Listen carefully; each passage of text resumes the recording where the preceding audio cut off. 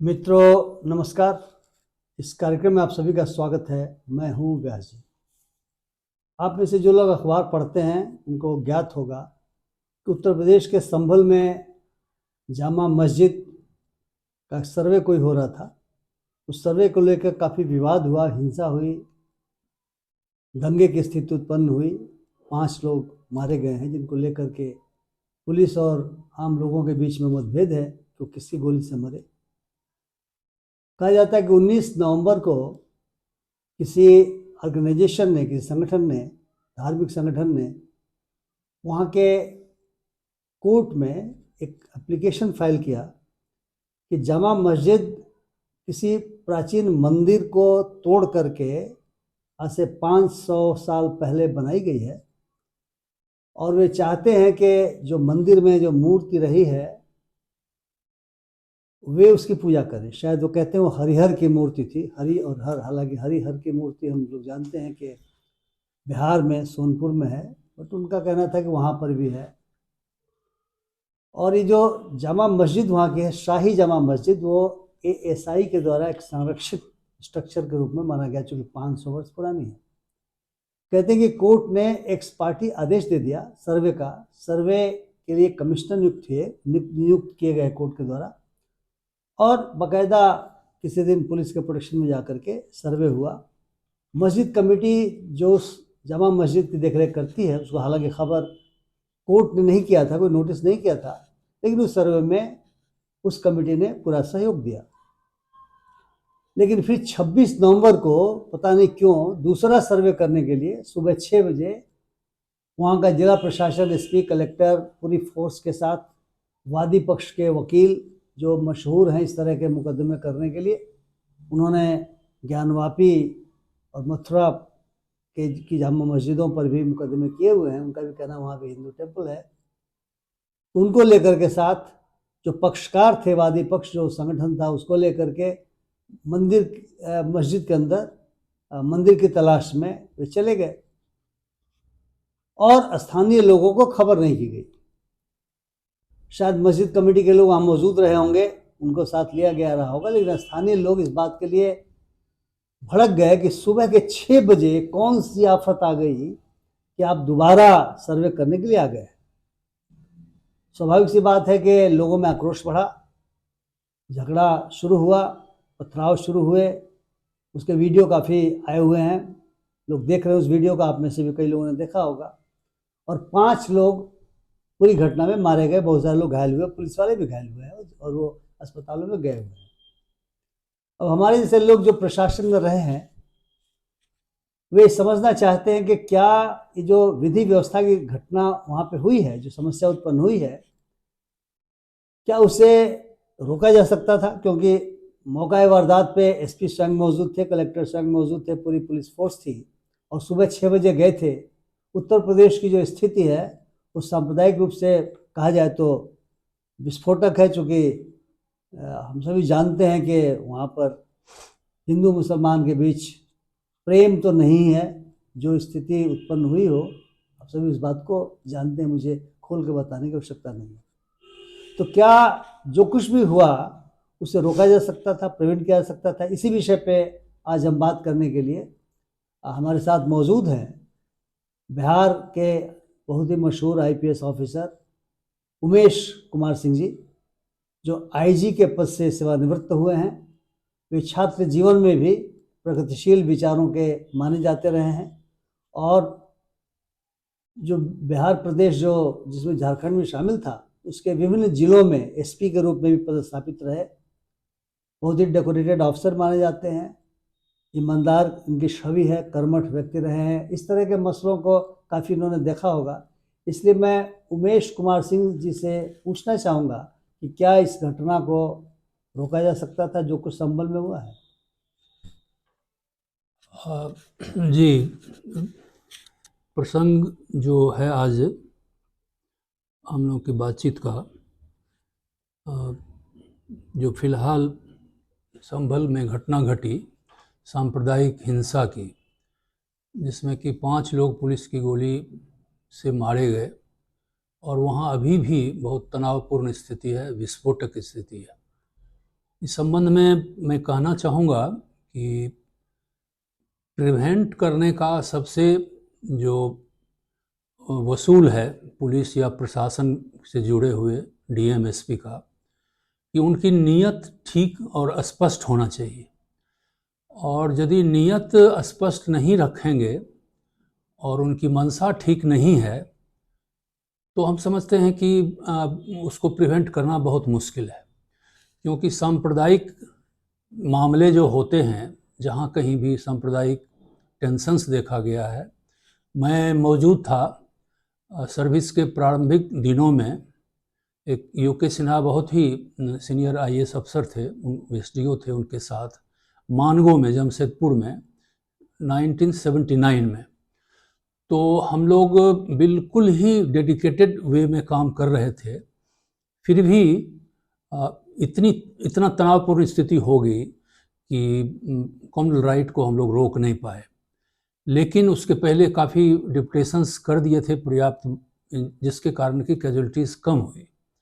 तो सबसे पहले तो प्रशासन का इरादा बहुत स्पष्ट होना चाहिए। आप लोगों को विदित होगा कि बाबरी मस्जिद वगैरह के इशू को लेकर के पूरा देश में तनाव सांप्रदायिक फैला हुआ था, और सभी पीस लविंग लोग जो दोनों कम्युनिटी के थे, वो काफ़ी टेंशन में रह रहे थे कि कब कहाँ क्या हो जाएगा। उसी सिलसिले में 1991 में नरसिम्हा राव साहब प्राइम मिनिस्टर थे, तो उन्होंने एक एक्ट पास किया, protection of temples and religious premises act. और उसमें स्पष्ट प्रावधान है कि किसी भी धार्मिक स्थल, चाहे किसी भी कम्युनिटी का हो, मुस्लिम का हो, हिंदू का हो, जैन का हो, सिख का हो, बुद्ध का हो, वो जो स्ट्रक्चर 1947 के पूर्व से है उसको डिस्टर्ब नहीं करना है, और कोई दूसरा डिस्टर्ब नहीं करे, इसके लिए पैनल प्रावधान बनाया गया, जिसमें प्रायोरिटी पर ट्रायल करके 3 वर्ष तक की सज़ा का प्रावधान है। और अभी जो स्थिति घटनाएं घट रही है, इसमें मैं समझता हूं कि ढेर सारे मॉस्क्स हैं इंडिया में, खास करके यूपी में, जिसके बारे में हिंदू संप्रदाय के लोग क्लेम करते हैं। पार्टीज लॉज करती है, पहले पिटिशन देती है और इन्फॉर्मेशन देती है, और उसके बाद पीछे पीछे ढेर सारे जो उस प्रकार के विघटनकारी तत्व हैं वो लग जाते हैं, और कोर्ट में इतना वन साइडेड, बिना दूसरे साइड को सुने हुए इतना हेस्ट में जजमेंट दे देना कि किसी इतने पुराने मॉस्क में आप सर्वे कीजिए, सर्वे करने का ऑर्डर दिया बिना दूसरे पक्ष को पर्याप्त समय देकर सुनने के। तो ऐसी स्थिति में तो एसपी और डीएम को स्वतः अपने दिमाग को लगाना चाहिए था कि कम से कम जहां मस्जिद पर पहुंचे फोर्स का डिप्लॉयमेंट किए। एक तो टाइम इनका बहुत ही ठीक नहीं था, कोई ऐसी बात नहीं थी कि इतना बजे जब तक लोग सो के उठेगा तब तक हम जा कर के छापा मार के उसको कब्जा कर लेंगे। ये तो इस तरह का सिचुएशन नहीं था। एक इंस्टीट्यूशन से संबंधित मामला था जो पहले से वहाँ बरसों से 200-400 साल पूर्व से मॉस्क था, मॉस्क का स्ट्रक्चर था, वहाँ सर्वे भी करना था। तो दोनों पक्ष को हम समझते हैं मस्जिद कमेटी के लोगों को और मोहल्ले के लोगों को, प्रमुख लोगों को खबर करके तब जाना चाहिए। और उसके पूर्व ही 6 बजे ये लोग गए, और उसके पहले से दुनिया भर का फोर्स को उन्होंने डिप्लॉय कर दिया मोहल्ले में। तो एक पैनिक का सिचुएशन दूसरे कम्युनिटी में, मुस्लिम कम्युनिटी में खास करके कायम हो गया कि क्या ये लोग करने जा रहे हैं। और वैसी स्थिति में चाहे कितने भी बड़े पदाधिकारी हों, वहाँ जाएंगे तो उपद्रव होगा ही, क्योंकि नवयुवकों को समझाना बड़ा मुश्किल होता है। मोहल्ले में विभिन्न प्रवृत्ति के लोग होते हैं हर कम्युनिटी में। तो वैसी स्थिति में फिर हम लोगों ने भी टीवी वगैरह में जो फुटेज दिखाया वहाँ का घटना का, उसमें देखा तो हमको लग रहा था कि पुलिस प्रशासन एक तरफा मन बना करके गया था लोगों को चेज करने का। उमेश जी, मैं इसमें थोड़ा सा आपने जो कुछ कहा उसको और एक्सप्लेन कर देना चाहता हूँ। मित्रों, उमेश जी कह रहे हैं कि इस तरह के मामलों में पुलिस और प्रशासन को एक ऐसा चेहरा प्रस्तुत करना चाहिए ताकि लोगों को विश्वास हो जाए कि यह बिल्कुल इम्पार्शियल लोग हैं, ये कानून के हिसाब से ही काम करने वाले लोग हैं, किसी के पक्ष में नहीं हैं। आपका कहना यह है कि चूंकि आप सुबह 6 बजे जा रहे थे तो उसके पहले चाहिए था कि मोहल्ले के लोगों को, कुछ गणमान्य लोगों को, खास करके जो मस्जिद कमेटी के लोग हैं, कुछ वहाँ के बुजुर्ग हैं, जो समझदार लोग हैं, उनके साथ बैठ करके चर्चा करनी चाहिए थी, जो चर्चा नहीं की गई। और इसका परिणाम निकला कि नवयुवक जो हैं सो उत्तेजित हो गए और इस तरह की घटनाएं हुई। पीस कमेटी की आपने बात की, पीस कमेटी इत्यादि की मीटिंग करनी चाहिए। मैं उमेश जी आपको बताऊं कि वहाँ के एक्स डीजीपी हैं विक्रम सिंह साहब, उन्होंने भी यही बात कहा कि पीस कमेटी की बैठक करनी चाहिए। चूंकि आपने बाबरी मस्जिद और राम जन्मभूमि विवाद की बात कही, और हम लोगों ने बिहार में भी देखा था कि जब वो ढांचा गिराया गया तो उसका कुप्रभाव हमारे यहाँ भी काफ़ी पड़ा था, और हम सब ने पीस कमेटी की बैठक की थी। कुछ जो 10 नंबरी टाइप लोग हैं उनको पकड़ा भी गया था, प्रिवेंटिव अरेस्ट किए गए इत्यादि इत्यादि। तो आपका कहना है कि सब करना चाहिए था जो नहीं किया गया। अब जब ये घटनाएं घट चुकी हैं और वहाँ पर अशांति अंदर अंदर ज़्यादा खोल रही होगी, क्योंकि काफ़ी लोग गिरफ्तार किए गए हैं, और कल मैंने देखा कि पार्लियामेंट के दोनों सदनों में भी इसको लेकर काफ़ी हंगामा हुआ। 10 दिसंबर तक वहाँ राजनीतिक लोगों के या किसी अन्य के बाहरी जिलों से जाने पर प्रतिबंध लगाया गया प्रशासन के द्वारा। तो अब स्थिति को सामान्य बनाए रखने के लिए आपके अनुसार पुलिस प्रशासन को क्या करना चाहिए?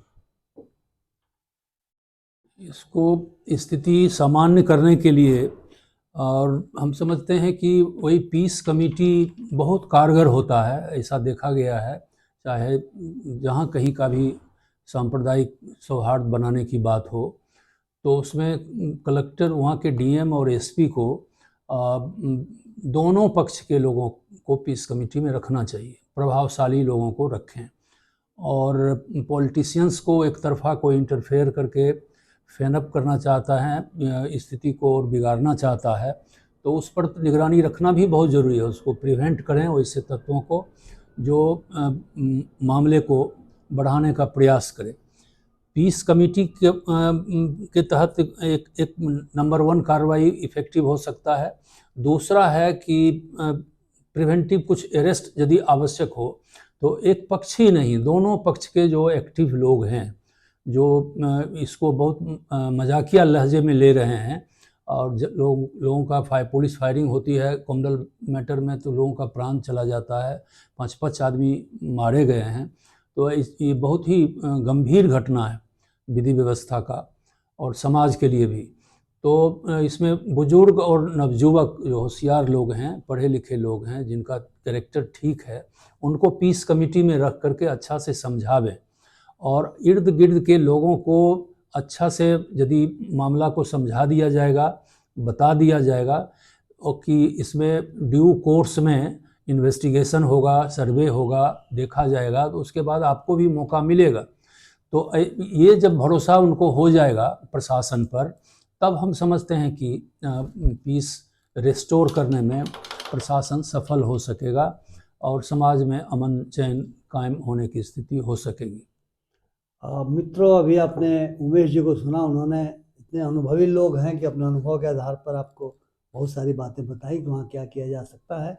और मैं समझता हूँ कि जो सबसे बड़ी बात इन्होंने शुरू में कही थी कि प्रशासन को अपनी नीयत बिल्कुल साफ कर लेने की आवश्यकता पड़ेगी। प्रशासन किसी की ओर नहीं होना चाहिए। जैसे इन्होंने कहा कि जो प्रिवेंटिव अरेस्ट किए जाए वो दोनों पक्षों, चूँकि दोनों पक्षों में इस तरह के एलिमेंट्स मौजूद है, क्योंकि कहा जाता है कि जो लोग गए थे साथ में एसपी और कलेक्टर के मस्जिद के अंदर सर्वे के नाम पे 6 बजे सुबह फिर नारे वगैरह भी लगा रहे थे, शायद वो बाजा बजा रहे थे। जो भी स्थिति हो, कहीं आप कब्जा करने तो नहीं जा रहे हैं, जैसे इन्होंने कहा, ये आभास नहीं देना चाहिए था। और जो ट्रबल मेकर्स दोनों साइड के हैं उनको प्रिवेंटिव एक्शन करें, पीस कमेटी की बैठक करें, उसमें जो ओपिनियन मेकर्स हैं उनको रखें, उनको कॉन्फिडेंस मिले। मोटे तौर पर अब स्थिति को शांत रखने के लिए ये सब करने की आवश्यकता उमेश जी ने बताया। आपका बहुत बहुत धन्यवाद, नमस्कार। आप सभी ने सुना। मैं समझता हूँ कि आपको उमेश जी की बातें अच्छी लगी होंगी। अगर अच्छी लगी हैं तो कृपया लाइक करें, कमेंट करें और मेरे चैनल को सब्सक्राइब करना न भूलें। बहुत बहुत धन्यवाद, नमस्कार।